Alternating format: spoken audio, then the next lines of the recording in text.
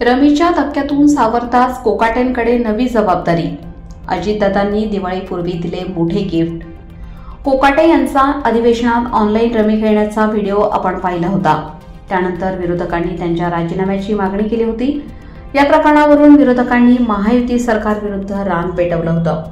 राष्ट्रवादी काँग्रेसचे ज्येष्ठ नेते आणि मंत्री माणिकराव कोकाटे यांचा पावसाळी अधिवेशनात सभागृहात रमी खेळतानाचा व्हिडिओ चांगलाच व्हायरल झाला होता. याच रमी डावाने कोकाटेंकडून कृषी खातं गेलं आणि क्रीडा खात्यावर डिमोशन झालं.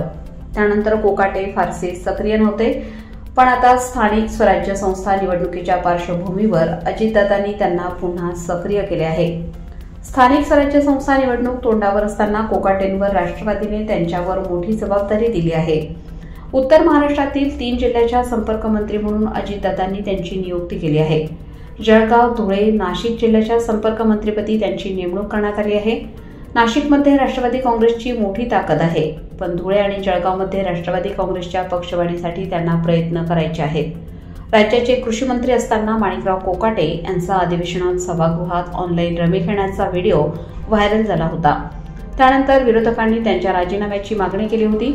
या प्रकरणावरून विरोधकांनी महायुती सरकारविरुद्ध रान पेटवले होते. राज्य सरकारवर चारही बाजूने टीका झाल्यावर कोकाटेंचे क्रीडामंत्री पदावर डिमोशन झाले होते. राष्ट्रवादी काँग्रेस शरदचंद्र पवार पक्ष आमदाराच्या विरोधात पुन्हा. अजित पवार समर्थकांच्या तक्रारीवरून कारवाई. दरम्यान नाशिकचे पालकमंत्री रिक्त असताना महापालिका निवडणुकीत कोकाटे हे नाशिकचे संपर्कमंत्री झाल्याने गिरीश महाजन यांना नाशिकमध्ये आगामी काळात होणाऱ्या कुंभमेळ्याकडे लक्ष देणे अधिक सोयीचे ठरणार आहे.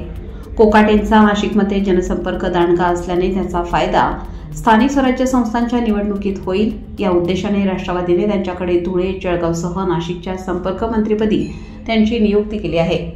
लोकमान्य न्यूजसाठी संचालक लक्ष्मीकांत शिंदे, नाशिक.